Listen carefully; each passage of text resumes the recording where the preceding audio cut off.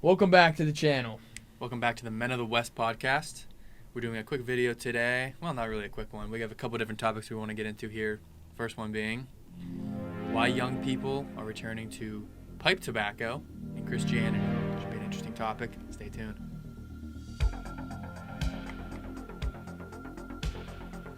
Everyone is a gangster until their country disappears. What do you mean by that? What I mean by that is it's always cool to be the rebel in secure societies. Not always. You know, there's always like that minority of the population that once they get the tattoos, they want to listen to Like hippies? music. Yeah, it's sort of like the hippie culture, the rock and roll, the sex, drugs, and rock and roll culture. And this all has to do with the title of the video, Young Men Returning to Pipe Tobacco in Christianity. Since the end of the war, the Great War, World War I, World War II, right? The society seemed pretty structured. Through the 60s, 70s, 80s, 90s, I mean, there was all kind of crap going on, but it was almost cool to be in that sex, drugs, rock and roll, the tattoos, the bikers. And then it gets to a point where your country disappears. And that's why I started that off by saying everyone's a gangster until their country disappears. And that is the basis, I would argue, for the return of young men to Christianity and in the same pattern, pipe tobacco. A contemplative, devout lifestyle as a complete opposition to what the majority, let's just say, of Gen X and Boomers, their lifestyle, which is mostly a rejection of their parents and their grandparents, coming from like the people that actually fought in World War I, World War II, and even before that, which was largely some intense Christianity, a type of Christianity that most Zoomers, most liberals would call like fascism. Like the type of believing that there should be a man and woman in the home, no contraceptives, no abortion, this sort of thing, to like modern liberals is like fascism. It's just like normal. Which is just normal Christianity. Which is kind of like the problem there, is that the sort of beliefs that most people believe in today is like the type of beliefs that the Romans would have had in their last couple centuries until the fall. But why do you think people are returning to Christianity? Yes, for the reason of we're losing our civilization to other gods.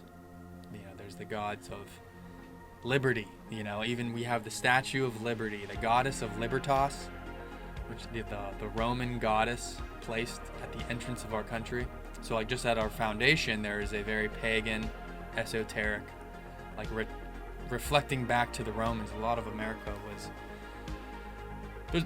Americans have been Christian, yes, but the leadership in the governments and the corporations, for the most part, have believed in gods, even though it's not necessarily like proclaimed that we should worship the goddess Libertas or anything like that. But people, it's always been this Judaic Freemasonic view of God, of just believing in some sort of being, and then you can do whatever you want. And that. But there's also different types of gods, though. It doesn't have to be like Zeus or Odin or Thor. It's like people have their own gods, like money. Yeah, that's what I mean. So in gambling. America right now is really the battle of the gods. The wrath of the gods is kind of like unfolding in front of us, where you have the capitalists, when typically like the archetype of the greedy capitalist, just accumulating wealth for wealth's sake. It is like a worship of wealth and the god of wealth. And then in opposition to that, you have the envious communist who has nothing and just wants to see the whole thing literally burn and to kill the capitalists. And that's pretty much like the lead up to World War II, was those that worship wealth, or rather those that are like worshiping greed as their god, and then those that are worshiping envy and wrath as we need to destroy them. And then there's that dichotomy between those two. And then in the background you have those that worship lust, sloth and gluttony, the weakest of the deadly sins that I forget which of the ancient Greeks. Because it doesn't take, what do they say something about? It doesn't take... Yeah, it takes no courage to indulge yourself in lust, sloth and gluttony. And pretty much in all of the societies, those are present in the backdrop. Like nobody pursuing those are leading the way. Yeah, and those three you can just do at home. Yeah, you can. You don't even have to leave your home to, indulge in commit those deadly sins. And in every one of the deadly sins, there's pride at the base of it, because it's self-worship as well as the worship of, the goddess of Libertas is essentially what Satan said in the Bible: "Do as thou wilt." And I know that the Catholic definition of liberty is not the same as the liberals of today, which are more libertine. It is do as thou wilt. Whereas the Catholic Orthodox perspective, Ortho-Catholic civilization, our view is all freedom has to be ordered to the good. Everything needs to be ordered to the good. And there's specific in the truth. And there's specific definitions for these things, whereas the liberals and communists, capitalists, anyone like in this realm, they their view is unhinged liberty. Do as thou wilt. Do whatever we can. Freedom on freedom for freedom's sake. And so I would say that we're kind of getting all over the place here, but largely we are in a civilization where it is like the battle of the gods. And in that battle, it is being done by us, like the people, and the way that they act out who they worship ultimately. Super Bowl is a perfect example of those people that worship the god of the games in the Colosseum, essentially. Yeah, they were talking about football. It's on Sundays. Yeah, it's on Sundays, and it's considered entertainment. It's not even considered like the NFL, at least. But I forget what I was listening to, where they said that almost became people's god, as in they would rather stay at home and watch football literally all day and not go to church.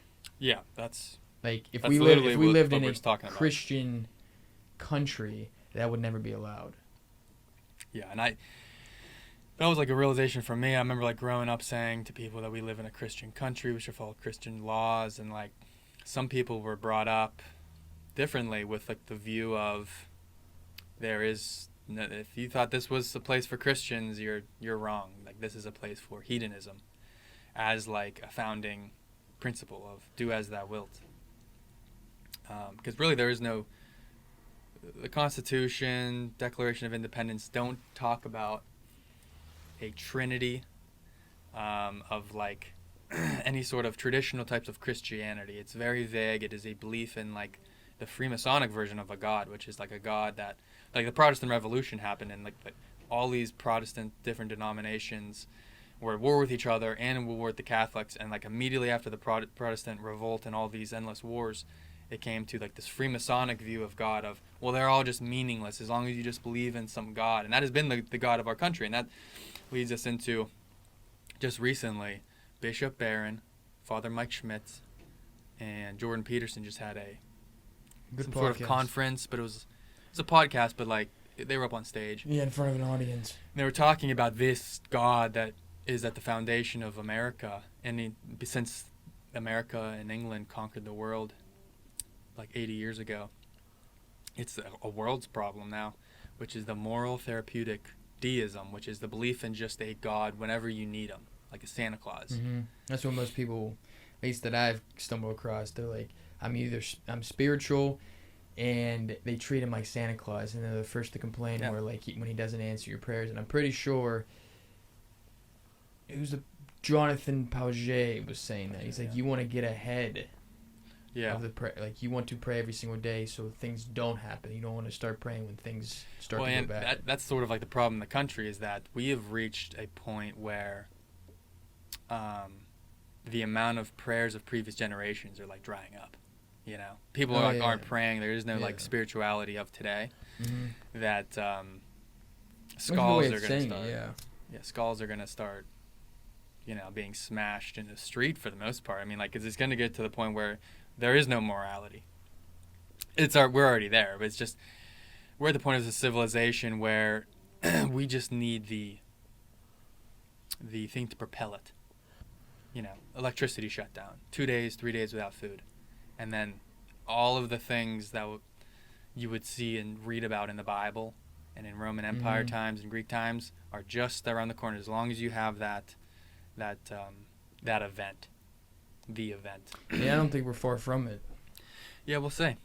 And but anyways, that in that podcast of Jordan Peterson, Mike Schmitz, Bishop Barron, they were talking about moral deism and how that God essentially is at least on the decline at the intellectual realm of society. And eventually, my hope is that it trickles down into people that we know, because the people that we deal with on a daily basis, they still like argue the ideals of like the 70s. It's all the love is love. Well, I mean, that's pretty new and like liberal, but a lot of the spiritual but not religious like terminology, like a lot of this stuff has been killed by people like Jordan Peterson and his debates with the new atheists.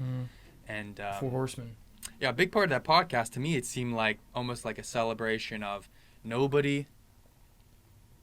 I don't want to say nobody's atheist anymore, but at least at like the intellectual level, they have left the conversation in a large part because they have lost. They weren't able to beat people like, mostly I would say Bishop Barron and Jordan Peterson and Jonathan Pajot as the Orthodox Catholic, and then Jordan Peterson as sort of like he's got like hands on both of them as like a in between of like this ortho Catholic civilization here. These ideals are what formed our society, and this is what we must return to. The men of the West. Yeah, it's crazy. Return to greatness. It's crazy because the Four Horsemen, it's almost like Michael defeating Lucifer. Like, you don't even hear those people anymore. Yeah, they're totally they gone. Nobody, they don't even have their disciples. At least with like Bishop Barron, Jonathan Pajot, you see the Catholic and the Orthosphere. They have like their disciples of like all of the people that now make up this huge body that are debating constantly and getting to the truth. And they're defeating Protestants, Jews, atheists, and like that's not even a part of the arguments anymore. Like Trent Horn just completely defeated a Protestant, what's his name, James White. And it's kind of to the point where like Protestantism, you have to send me that one. I didn't see that. It doesn't even, yeah, that's a recent one as well. It's like all these victories are just piling up. And the people at the intellectual realm are seeing this, and they're listening to these podcasts, and they're reading the books. And it's just a matter of time before it begins to trickle down, before you talk to someone in society, and it's like, "Hi, did you see that debate?" Yeah. And it's like, okay. So enough to get people to actually change their mind and look into. Yeah, I'm sure it's going to take a little bit of time on some boomers who are, because, again, with the whole system, we've talked about this before, whenever you're like 70 years old and the system that you grew up in and that was successful for you, you have like really no real criticism towards it. It's only whenever that system begins to decline that you would, whenever it affects you personally. But for us, you just turned what? 28. 28. I'll be turning 30. Like we've always been open to change and like reading, and we have not been like set on our ways yet. The system hasn't necessarily benefited us in our generation, but yeah. So that's just an update on that podcast, and I feel like highly recommend. If you haven't seen that, maybe if I can like throw it in the description, I can. Yeah, and you can even probably send Jordan Peterson the Four Horsemen. That was like a 3-part, wasn't it? It was like a 2 or 3 yeah, part. there's a lot of different ones. I don't think I'm going to send that one, but I'm just going to at least put the podcast. And it's sort of like talking about like almost like we are in a new phase. Whereas whenever we grew up in high school, we would hear the argumentation of the, what was it, the Sky Daddy, and, oh, you believe in like a Sky Daddy, or like, what's God to you, like the big, invisible spaghetti monster or whatever, the sky spaghetti monster, like that's just basically like God to you, and all these like weird arguments that I remember thinking in school, like, where the hell are these people coming up with this crap? And then not because I was unaware of like what was happening in the intellectual realm that trickled down to like people that I was talking to in school, and I'm like, this is not what we believe in. I'm just glad that like there's at least like a stake in the ground, basically starting since like 2015. and onward. So we're like reaching almost a decade where new atheism is gone. A lot of stuff about the founding of our country and our history, these things are all coming out, and like our generation is figuring out about it. Like a lot of us, we at least have answers to these things, like Darwinism, which has like been a huge foundation for like the Anglosphere for hundreds of years now. And that's been like the excuse for like Darwinistic slavery of treating other races as if, I mean, if you have ever read Origins of Species, it wasn't even called that originally. It was that's just what they marketed it as now. It was, I'll put it on the screen, but it's something like the origin of species and the preservation of the superior races over the barbarian races. Something similar to that. And that they just, and that's the foundation of like their school system. And just, there's been enough books written and podcasts done where people have just dissected Darwinism to the point where I feel like you almost have to be, I mean, if you still believe in Darwinism at this point, it's, you either just don't know and you haven't looked into it, which is fine, but it's, who believes that we came from monkeys, or like we came from a rock or sightless bacteria? Yeah, there's some people still, I'm pretty sure Joe Rogan believes that.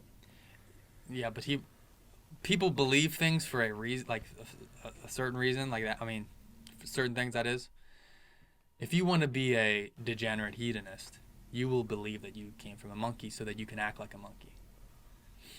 That's, I think, at the foundation of a lot of this stuff. They would rather not know that there's commandments given to them and that they are from an angelic realm.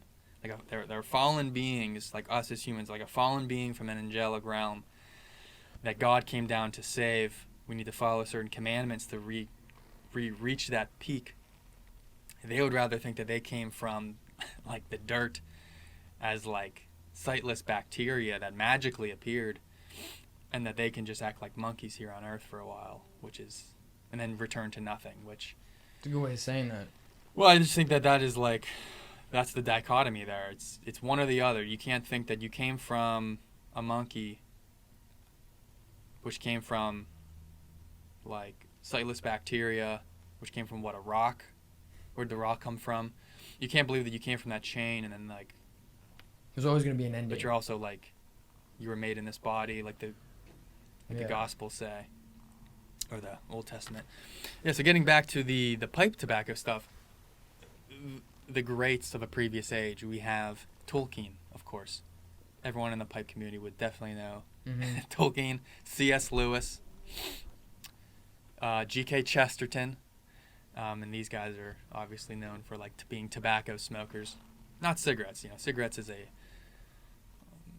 it's a much different... Yeah, we had a podcast. It's the difference between cigarettes, cigars, and pipe tobacco. Yeah, go check that out. Yeah, we already explained the differences between and what people... Yeah, cigars smoke. And pipes are much different, literally like in what's physically in them, as well as like the culture that forms around them.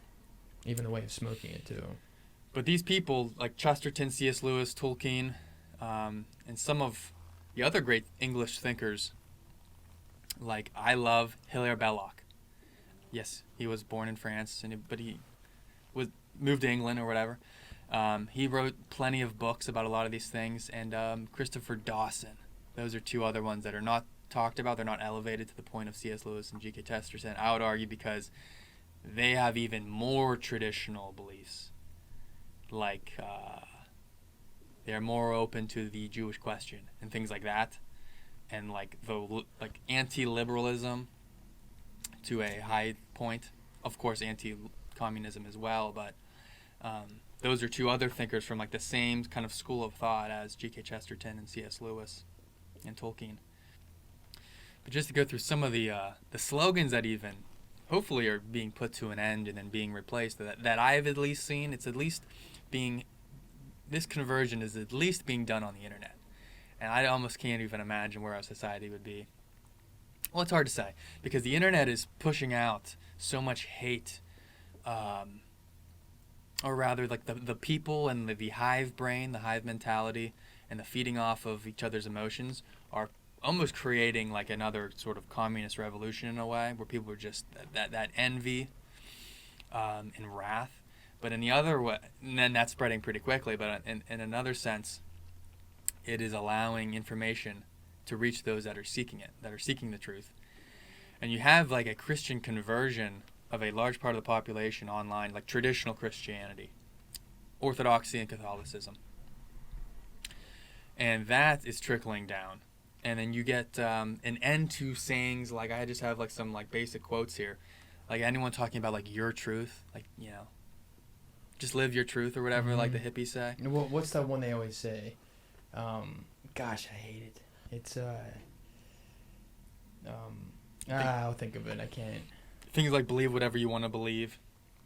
And that almost goes back to like what Satan said is do as thou wilt, somewhat.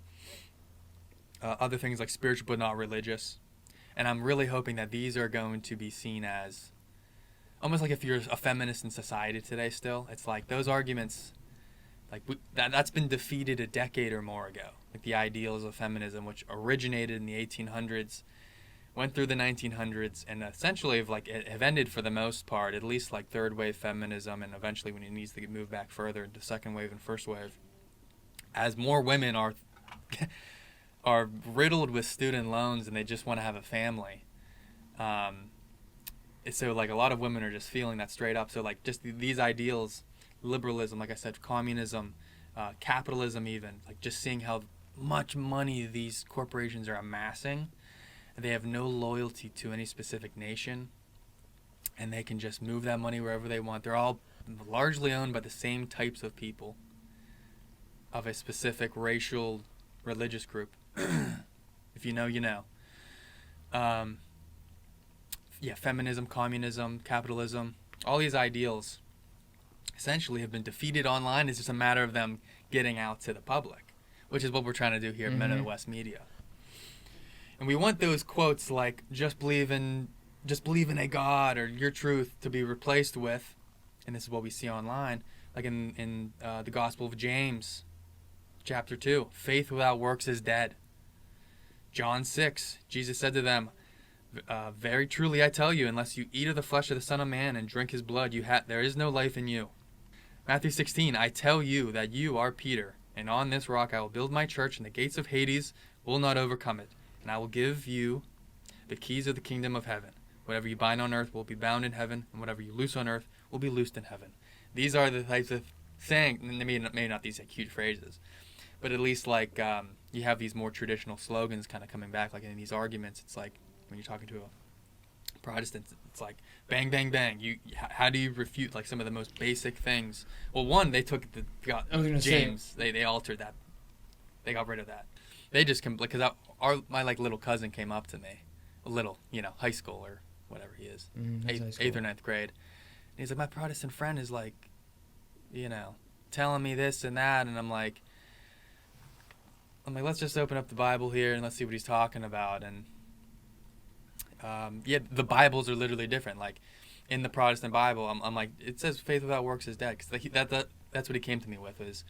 He said that you don't need to be doing anything, you just need to believe. And I'm like, isn't that convenient? Like if everyone just believed, that's like the big thing. Like, wow, really putting your money where your mouth is. Like that's why the society ends up like the way it is, because you don't need to act the way that you believe. And I opened up the Bible. I can't remember because this was like 6 months ago. I think like his Bible, it was either altered, and I think I like Googled it. I'm like, here's the Catholic version. You can't have this Protestant Bible arguing with a Protestant, because there was a specific canon of Scripture, and I don't want to constantly be going back into this because we've done videos on this stuff, the canon of Scripture, books that Catholics should read. It was the canon of Scripture for like 1,500 years before alterations were beginning to be made, and the Protestants ended up like starting over, and they've like, because the Jews after Christ was crucified, they got rid of a lot of the books, and the Protestants returned to what they got rid of. So like the Hebrew Bible is like the same Old Testament as what the Protestants use. So Protestantism, it's becoming more and more common as we go, except like people like Luther were anti-Semitic, and even like, and you can have like respect for these people, but like Henry Ford, I have a bunch of his books, like 4 or 5 of them, on the International Jew. He would be seen as anti-Semitic. But as of today, like, we're entering an age where, like, Protestantism largely is like, it's like Judaism plus maybe Jesus. And these Jews are the chosen people. Like, that's kind of like been our experience with Protestants, and just looking at a lot of their argumentation online. And I'd argue that a lot of this comes back to they use the same canon of Scripture as the Jews when it comes to the Old Testament. As the Orthodox and the Catholics have our whole different version of the Bible that has been like that since the beginning. So that's pretty much all we wanted to say about that. Young people returning to pipe tobacco and Christianity, I'd say in large part they go together. It's a very enjoyable because it slows down. Yeah, the contemplative, devout life. It's exiting the TikTok lifestyle. Fast paced, it slows down. Checking your phone. What are you smoking over there? Let's do a quick pipe review. Well, we didn't have much in it. Yeah, that's why I finished it. So, I mean, I was able to taste it. We were smoking seersucker. I don't know if I can. I might just pop that up, but you might be able to see it on there. Seersucker by Country Squire. And what I remember about it, and just by tasting it, it is raspberry based. It's a Cavendish because it's Cavendish and Burley. There's nothing left, but it basically looks like this. It's by the Country Squire, one of our, if not our favorite, actually. Yeah, it's our favorite. Looks something like this. Very, very dark. Except there's Burley in this one a little bit. Yeah, I can taste it on my tongue. And there's raspberry cream, so there's even a creaminess to it, which is just beautiful. Oh, yeah.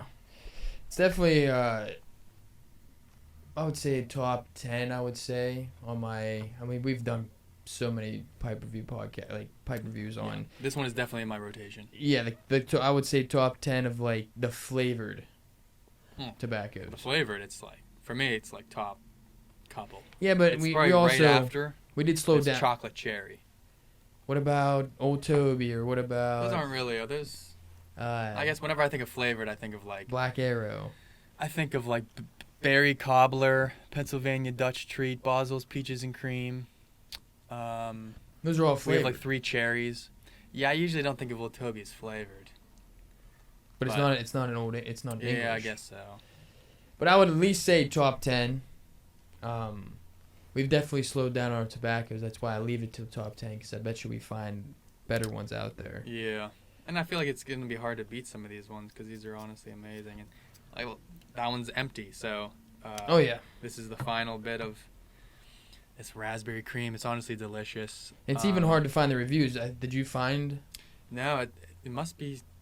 I didn't find it on tobacco reviews. I just saw it on their website, like, being sold. And it was saying that it was Cavendish and Burley. Because I remember we did review this. We just never posted it. I don't know if you ever knew that. We did. Really? Yeah. I was able to find it, and it sucks because I think there was 1 or 2 reviews, because you accidentally just pulled up. If you want to try this one, Cornell and Deal make one that's called Seersucker. That one has probably 100, 200, maybe, I don't want to say 1,000, probably just a couple hundred people that reviewed it. Well, no, when I saw it had like 10. Okay, well, when I saw this one, probably a year ago on Tobacco Reviews, it had 1 or 2 reviews. Yeah, I was gonna say, unless we're looking at different websites, but yeah, I must want to pull it up. Like but yeah, and it's like, and it doesn't have raspberry, because that's what I was looking. I was like reading, and I'm like, this says that it's miscellaneous flavor. I'm like, this is raspberry. Cornell and Deal says that. It and I'm like, I didn't know it was Cornell and Deal, and then you're like, yeah, it's Country Squire. I'm like, yeah, when I looked it up, it is raspberry and cream. Definitely worth getting yourself at least a couple ounces of it just to try it out. If you like the Cavendishes and if you like flavored stuff. Yeah, I love it. This is one of those ones with Cult Blood Red Moon that will be in my rotation for my fruity flavors forever. I just can't see this one really being beat. And it has the burley in it too, so it's not just like candy.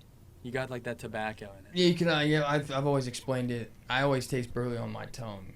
Like if I'm smoking it, eventually I could start feeling on the tip of my tongue. Most Cavendishes, pure Cavendishes, you can just, it's like breathing water. Like it's or drinking water. Sorry, it's so smooth. Breathing water. That's how you can tell. I wish I was able to pull it up, but but you don't know where it's at. And they must have taken it down. If they took that down, I wonder if they even sell it anymore. Well, it's out of stock. Dude, that would suck. Yeah, we just smoked the last bit of it. It was well, good. You've seen it here. The last bit of seersucker on the market might have just been smoked. I'm smoking right now. I better enjoy this because honestly... Yeah, because if there was only... I'll have to find another raspberry cream. It's the cream in these. This one I don't think has cream. It's called Blood Red Moon. This is cherry with a hint of chocolate. The combination of like cream and raspberries, chocolate and cherry, can't beat it. You gotta have. I feel like you gotta have those two that complement each other. Almost like the walnuts and brownies. Like there's something about the walnuts that when you have brownies that complement. Me just doing that retrohale right there. It is. I don't want to say distinctly raspberry, but there is a sweetness that. If I didn't know if it was raspberry, I'd be still thinking, oh, okay, what fruit is that? But there was a fruitiness in there, and I don't know if the cream does something also with the smoke. For me, it almost seems like it's a thicker smoke. I don't know. Maybe it's just like a mental thing, but it almost seems like that to me too. What you guys need to do, if you don't have this and you can't get it, email Country Squire. Tell them that we sent you. And you better put that back in stock. You need like bomb their emails with getting this back on stock. Yeah. Or back in stock. Because this is really good. I mean, it's better than almost all the ones here, I'd say. But yeah. And it's like I said, it's empty because we've been smoking the crap out of it, so. It sucks we only got, what was it, 6 ounces of it? Yeah. Like very smooth. We are stocked up on the ones that that's the only one we didn't really stock up on. Like this one right here. Yeah. I refuse to go. Well, I need to get more jars. This is because you bought all these jars. I need to go out and get my own stash. Stash basically, because a lot of these, some of them I'm not going to get again, but a lot of these are good. I mean, at least half of them I'll be getting. We'll be restoring them and cellaring them. Yeah, a lot of these I probably won't. They'll like this. I don't know if you just saw me try to open that, but it was like completely sealed to the. That's good. Yeah. Another thing we're gonna talk about. It's Lenten season. It came out of nowhere. It usually. It's the earliest Lent that we've at least been paying attention to. Yeah. Your birthday's on the real cusp of it, so your birthday was in Lent this year, for the first time. It caught me off guard. But what I'm doing, similar to last year, see. Food, I don't want to say blessed. Food is not. I'm not bound to this earth with food. So to me, giving a food up is what you do as a child, because I feel like most children eat sugar, chips, and all that stuff. Like that's. Well, wait, you gave up meat, and I gave up meat. Yeah, I gave up meat only because, no matter, I literally have lived 26 years of my life. And you could tell me, hey, it's Friday. Oh, okay. I'll walk to the refrigerator, pull out myself, living at home, hard salami sandwich and eat it right there and be like, oh my gosh, I forgot. Yeah. Literally. So the reason I came up with the no meat is so that I don't constantly eat meat on Fridays. So last year I did no meat, and it wasn't as hard because we like seafood. It's not even that I enjoy meat. It's just like, what else are you supposed to eat? I don't eat salads. So seafood, I'm pretty much eating fish, scallops, salmon. Like it does sound like I'm living like a king now. Well, that's why I was making fun of you last year. You're like, I'm like, oh, how's your Lenten fast going? It's like you make like 2 tuna steaks. And I'm like, yeah, this but is difficult. The difference that I'm doing this year is that I'm only eating 2 meals a day, not even sometimes, especially during work. Since I work nights, I'll wake up, not eat until I get to work. I'll have my last meal, or don't eat or snack the whole way through my 12-hour shift. Sometimes I'll eat a breakfast and go to bed. But if I don't, then it literally goes by day by day when I work, like what I decide to do. But it's a lot of fasting, not like insane fasting. I'm preparing for what to me is like going to be the hardest. I did a 3-day fast last year, and this year I'm gonna do 4. So like giving up meat in that 4-day fast to me is plenty, because it's just I don't even know if I'm gonna be able to do it. What, the 3-day or the meat? 4-day. Oh, yeah. Well, that's what I'm gonna try doing. I tried that last year and I failed. You tried to do 3. No, I did 3 before. I did 3 2 years ago. Yeah, but I thought you were gonna do 3 again. You were I was going for a 4, and I had to eat a meal in between because I just was not. Dude, I was not in a good place. Yeah, so I was dying. I think we talked about. I feel like one of the times I'm going to try. I perfected the snake juice this time. Last year I was lacking 1 or 2 ingredients, which isn't that safe because if you're drinking a certain electrolyte, there's certain ones that if you take too much, it'll actually deplete the other, and then you're in trouble.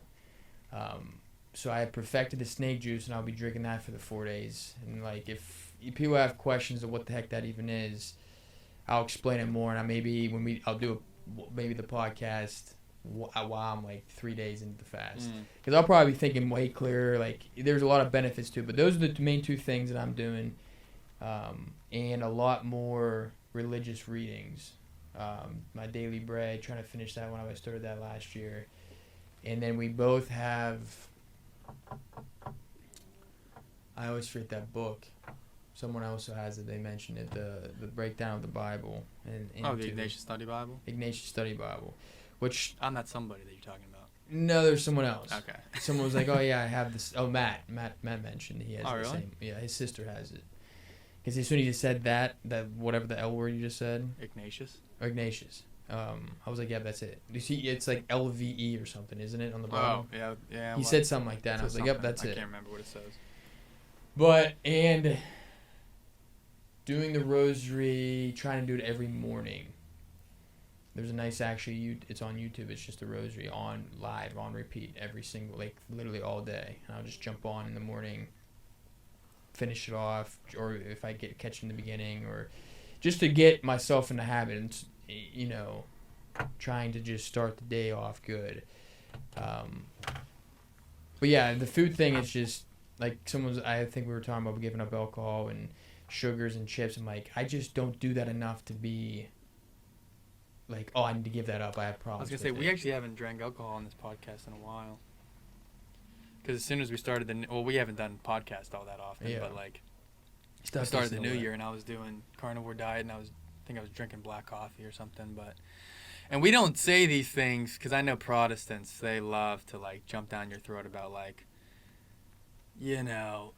Jesus said don't speak about fasting, they like to use like the Pharisees. What's funny about that is that they're the ones out there preaching. I remember going at school, it was like, have you been saved? And like, you don't. I remember talking to a priest during confession. He's like, no one likes a preacher. He's like, do it by show basically who you are, like what you believe by the actions that you do. People will see that. Yeah, but no, I was just saying like, because whenever you talk about fasting, a lot of like the Puritan type of people just go like just like the Pharisees look to, like they were quoting scripture against Christ, and then he'd have to come out with like a new. Yeah, I don't. It's not like I'm saying I'm gonna fast for 4 days because like there is a tad bit of pride in it. Like I remember asking you like, why is it that I want to do this for God, but yet there is some like, oh, I did it. Yeah, well, and that's what I was saying to you was, and when it comes to St. Thomas's Summa, I can't remember what I've read, what I haven't read. St. Thomas Aquinas? Yeah. He talked about gluttony and how, and even like, I think he might have talked about sex too. Like it's impossible to, the pleasure of these things are there. You did it, you talked about to the a eating. degree. You talked about the eating. Yeah, like it's impossible to, like if you're starving and you're eating, it's impossible to be eating that without a sense of satisfaction. Mm-hmm. Same with like the sexual act. It's impossible to like partake in these things without a bit of like the natural, what you would maybe call lust. Mm-hmm. But lust in its terminology is the deadly sin, is like the perversions in it. Father Barron just talked about that. That's why Catholics are against surrogacy, because you're taking that part out, like what happens during the sexual act. Like there's a lot of good that happens in there. He's like, you're taking that out and you're just putting a child in a woman. That's what he's like. That's another reason why. Yeah, there's a lot of reasons, but that's... Yeah, he was. I've never heard that one when he was talking about. But no, I was just saying that to say that all of like the things that you're supposed to do, like in accord with Scripture, and basically like the natural law, there is like the satisfaction has to be in there somewhat. It's whenever that satisfaction of like, oh, I did a 3-day pride, or I did a 3-day fast. Whenever that turns into like the deadly sin, once that satisfaction turns into like pride, that's whenever that becomes like the sin. There's always going to be like the small bit of satisfaction because you're doing God's will essentially. Yeah, and God wouldn't want us to hurt ourselves. There's a lot of fasting, or there's a lot of benefits to fasting. Yeah, and if you're hurting yourself when fasting, that's kind of where you draw the line. It's like, okay, yeah, you've passed the line. That becomes imprudent. Yeah, if you're getting up and you're just like, I can't get to work, he doesn't want that. Yeah, and that literally goes against, like, there's courage on one end, and then there's the virtue, and it's typically surrounded by two vices: not doing enough and then doing too much. That's how we've talked about this in a previous podcast. So there's fasting, which is good, and then there's fasting to the point of being sick, or like Gandhi. Yeah, you can't like go to work, you can't help your family do things, and then there's not fasting, because there's fasting all throughout the Bible. If you're not fasting, you're just basically ignoring so much of Scripture. It's through and through. Jesus says that these demons can only be cast out by prayer and fasting. Most people just go, okay, well, the State Department tells me to eat 3 to 4 meals a day. That supersedes what Christ said. And maybe I'll pray. But I'll pray to some deistic, pagan there's so God. much stuff that's just been told to us, like, yeah. If you don't use it, you lose it type of stuff. Like, things that just ruin people's lives. Oh, easily. But I'm just saying all this because this is how people are. You can't mention certain things because then they have like those phrases set in their mind like a Pharisee. And honestly, I was there before, where it's like, wait a second, why are you talking about fasting? Jesus says, don't, wash your face, go out in public to make yourself look like you're not fasting type of thing. We're just saying this because one thing that we lacked somewhat in our journey is community when it comes to Catholics doing things outside of like getting fish on Fridays. The community aspect helped me, I think helped you, helps everyone go, okay, here's what this person's doing, maybe I'm going to try that. Mm-hmm. Or maybe I'm going to put something in the comments, please, on what you're doing. It's the isolation that is killing everybody in the West. Everyone feels like they're alone. I just brought it up to somebody at work, and like his eyes just like, got all bright. He's just like, he's one of those people that's like, yeah, I was in a Catholic school, and then I graduated and I go to work. I don't do those things anymore. And I'm like, okay, well, I'm doing this, and then next thing you know, Lent starts, and he's like, I'm giving up sugar, and I'm like, I think this is like the first thing this guy's given up for like since he was like forced to by his tyrannical parents in the school system, or what the typical thing is. I'm like, I think there's just like something good to like the sense of like Catholic Christian community, and that's the only reason why we bring this stuff up. It teaches you nothing but discipline. If you cannot discipline yourself, you can't be a disciple coming from the same root. But yeah, we just think that the Catholic community part is very important, and just seeing that other people are on this journey with them. I remember there's times where I remember thinking to myself, am I the only one that gives a shit? Yeah. This is like and before like the internet. People away. It's like, why do I, like, if I'm the only one doing this, then I'm not, like, you almost don't want to do it. You need to have like, and at least the online is there. The online, I sound like a freaking boomer. As long as like the internet is there. We all have access to like this online realm of like the apostolate of those seeking the truth, goodness, trying to orient their gaze towards Christ. You have plenty of people on the internet now to do this and to like help guide you. And like I said, throw some in the comments section. Maybe we'll try something, and I'm always down. Like, that's the thing. Like, the only thing that I'm going to continuously do every single year is just add another day to the fast. I'm running out of things to kind of challenge myself. I mean, that is a massive challenge. Like the meat thing isn't a challenge anymore because I did it last year and this year it's. I mean, yeah, the fasting is basically the only thing that's really that challenging. Yeah, well, that's kind of where I'm at too. 5 days without eating. Is I'm just giving up meat, and I'm trying to do as many 24-hour fasts as I can To prepare for that 4-day. Yeah. Because you can't. I've tried that. That's basically what I did last year. I didn't do that many 24 hours fasted. Well, you also said your last meal was not. Yeah, it wasn't. Nutrient There was not dense. enough protein and fats in my last meal. That within 24 hours I was like sick. And then like that next 24, I was like, "There's no way I'm going." After this second day, there's no way I'm going another 48. And I'm like, I gotta eat. That's what I did. I think I ate 8 eggs. I'm like, there's enough nutrients and fats in these 8 eggs. And then I just went until Easter. And then it was easy. Like those last 2 days were easy compared to the first 2. Which, so but again, and it's called the Triduum, like the final days leading up to Lent, or to Easter. That is like the championship game. Yeah. I don't know if 7 churches in 7 days it's really like the Saturday or Friday. I can't remember which one it is. I've had to alter it. In Pittsburgh, we tried to hit up 7 different Catholic churches in I think it's Good Friday or between Friday and Saturday. I've extended it out a bit, but I do want to hit that 7 days. Station of the Cross here, adoration here, confession here. There's plenty of different opportunities. I went to a mass the last 2 years where you actually kiss the it's in a reliquary. I forget the name of the whole thing. The relic of the true cross of Jesus. There's a sliver of it. St. Anthony's? Yeah, St. Anthony's Chapel. There's all kinds of things that you could be doing for those final days while you're fasting. 2 days, 3 days to fast, doing this stuff, praying the rosary everywhere you're going. There's incense. There's people doing outdoor processions. It's the best thing. It's that's the championship game. Of, when here's where the gains are made. When baby. You're doing stuff like that, Stations of Cross. I remember I went to the Cathedral of Learning. And I'm sitting there trying to finish my prayer book, and I'm starving to death, and everything just starts piling. I don't know if it would have been as good if I wasn't 3. I think I was 2 going on the 3rd day of fasting. It just made it even just a little bit better.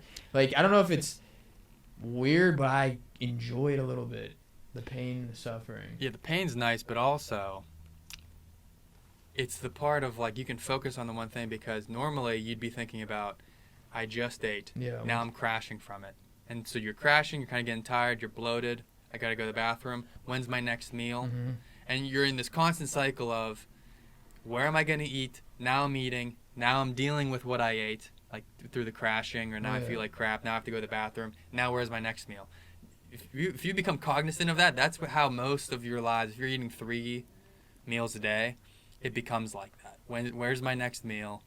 How do I feel after this? If you're fasting, you don't even have to shop. That's another thing. You have to be shopping for groceries too, on top of that whole thing. Fasting is so much fun, actually. People look at me like I'm crazy, but I'm like, what? I don't have to grocery shop. I get to save $100. Yeah, those 4 days will be the longest days of your life. Because... Oh, yeah. Lunch breaks where you have to figure out what to do. You have nothing but time. Because you got to think about it. You're not pooping. You might just be peeing because of the water in the... Because you can drink black coffee, black tea, all that. That's pretty much what I survive on in the... Tobacco? Teachers. Some pipe tobacco? Tobacco, nicotine. But you have so much time, and plus your brain is just on another level of dopamine, where you can do so much stuff. I don't think it's dopamine, is it? Well, it's the opposite of that. It's so clear that chill. You have no... when I was in... sometimes when I go to church, I'm sitting there and, maybe I eat 2 hours before church, and that's I'm falling asleep. You are not tired at all. The only thing you got to watch sometimes is standing up too fast. Because when you're that far into it, I think even I've listened to someone or talked to someone about motions and time even slow. I feel the way I move throughout the day, everything is very slowed down. It's awesome. Yeah. It was 2 or 3 years ago now, but I was in the Easter Vigil Mass for Catholics. I was at one that it was 4 hours, which is nuts. I don't know why. It was my first time going to that. It was actually St. Bernard's. It was a 4-hour. Oh wait, I went to that last year. And I went 2 years ago. I show up and I'm like, I can't do this. It was 4 hours long. It was like from like what 8, 9, like 8 to midnight or. Oh, it was till midnight. Yeah, it was 8 to midnight. I stood up and like counting down how many more times I have to get on my knees. That's rough. But I was in the middle of a 3-day fast whenever I'm there, and I had a crying baby behind me the entire time. Oh yeah, we talked about it. This. Literally felt like Satan himself. Yeah, was like tempting me. But the good thing was, I had like no blood pressure. I had nothing that would cause my blood pressure to increase. I'm like just sitting there chill as can be, and I'm like, I actually can't believe, like if I was like 10 hours into a fast or like 16, you'd be like fighting those urges. Oh yeah. Where you're like your blood sugar and you're like messed up. But like 3 days in, I'm sitting there like, there's nothing to spike my like. Maybe my brain's telling me to like, all right, increase the blood pressure, flip out. But like my body is like, yo, we're empty. Yeah, there's nothing. You're gonna have to sit here and we're running peace, on baby. fumes here. And honestly, it was great. But yeah, I show up and I'm like, wait a second, no one told me this was 3 hours, pushing 4 hours. Oh no, yeah, the one I went to was 4. I was counting that because when I went home after that, it was midnight.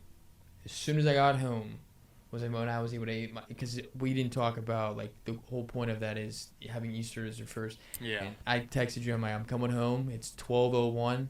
I'm cooking myself a steak because you want to also when you break that fast, you have to break it with something healthy. Someone just told me at work that they screwed up. They're like, yeah, I didn't.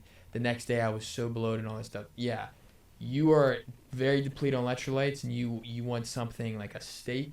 Like I had a steak with just soaked in egg yolks.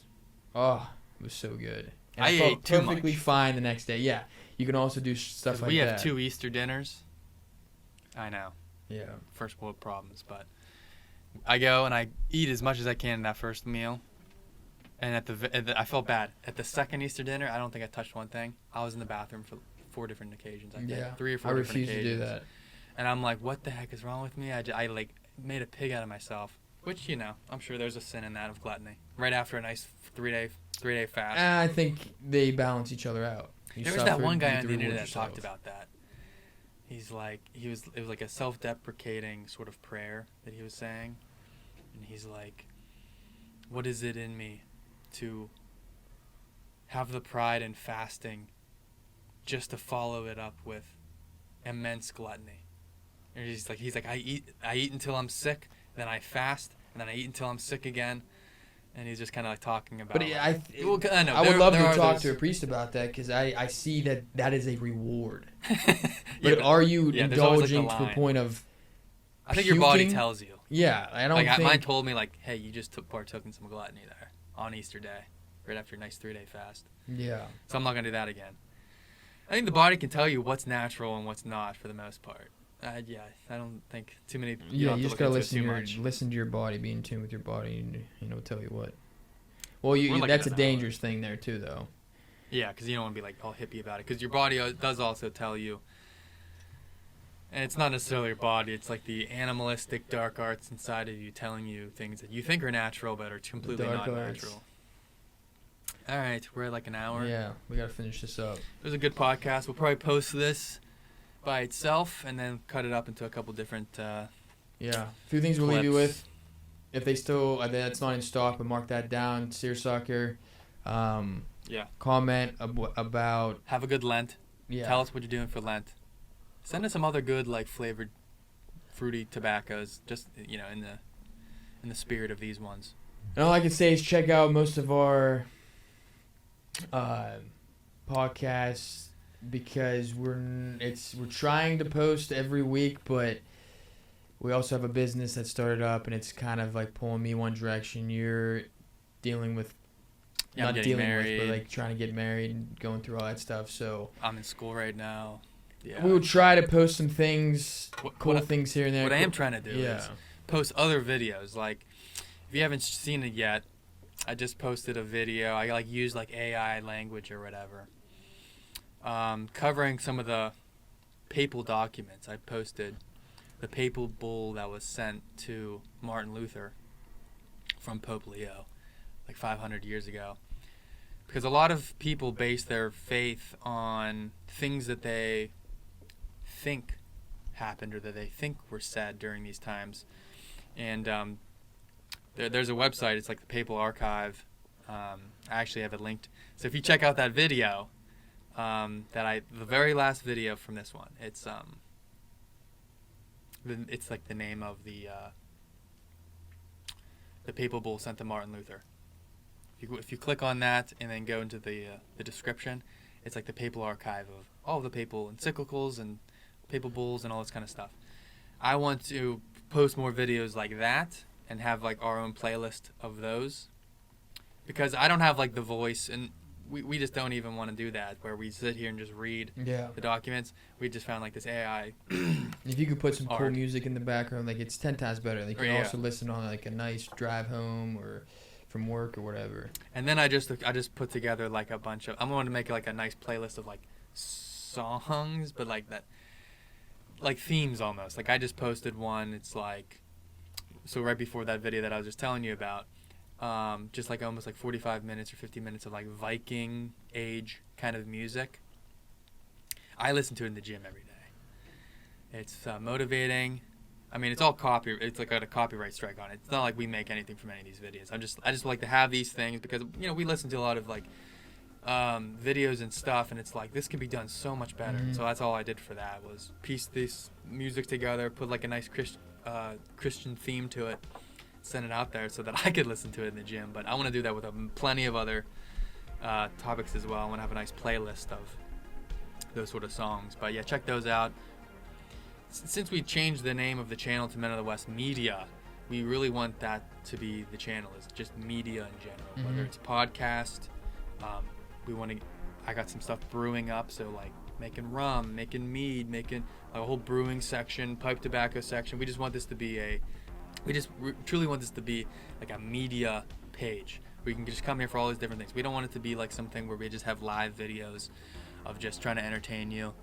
We want you to actually get something. We want to give you some content. A lot of these people are getting, and like I don't watch a lot of these people anymore because it's the same thing. Maybe one golden nugget. At least like if you come to our channel, this is how you make white pine tinctures. This year I already looked into making dandelion tinctures. This is how we can't really show you how to make shine or hooch because it's illegal.